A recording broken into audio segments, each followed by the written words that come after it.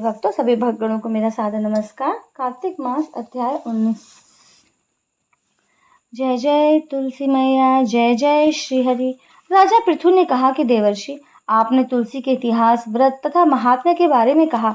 अब बताने की कृपा करें कि कार्तिक का व्रत सबसे पहले किसने किया और उसे क्या फल मिलता है, सो बताने की कृपा करें। नारद जी ने कहा कि पहले समय में बीरपुर नामक नगर में धर्मदत्त नाम का विद्वान तपस्वी ब्राह्मण रहता था। वह सदा विष्णु भगवान की पूजा और धर्म कर्म में लगा रहता था। एक समय वह रात का जागरण करने के लिए कार्तिक महीने में मंदिर में गया।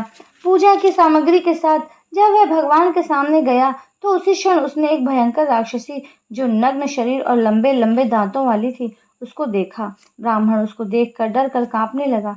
उसने घबराकर पूजा की सामग्री और जल राक्षसी के ऊपर फेंक दिया।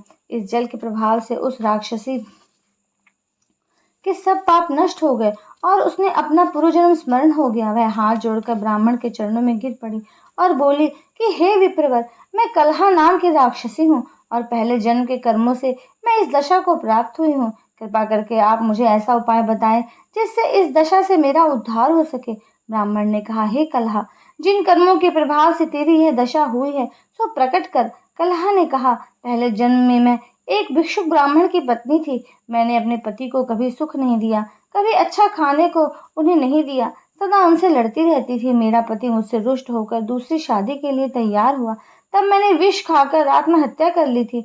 मुझे यमदूत यमराज के पास ले गए।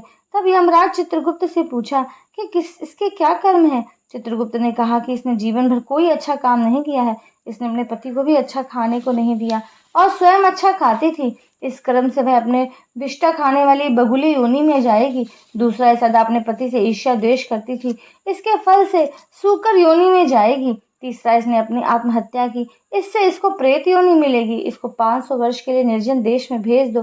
कलहा ने कहा, इस प्रकार मैं सैकड़ों वर्षों से भूख प्यास से दुखी रहकर जीवन बिता रही हूँ। भूख प्यास से व्याकुल जब मैंने तुम्हें देखा तो तुम्हारे हाथों से तुलसी के युक्त जल जब मेरे ऊपर गिरा तो मेरे पाप नष्ट हो गए हैं और मुझे शांति मिली है। तो मुझे ऐसा उपाय बताएं जिससे इन योनियों से छूटकर सुख को प्राप्त करूं।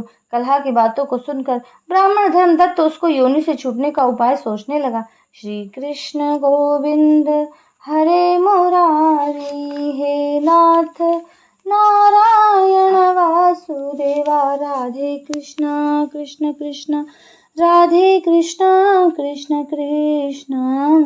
राधे राधे भक्तों, इस प्रकार से 19वां अध्याय संपूर्ण हुआ।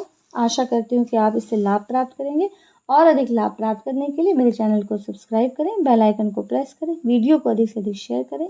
अगला वीडियो आने तक के लिए नमस्कार। राधे राधे।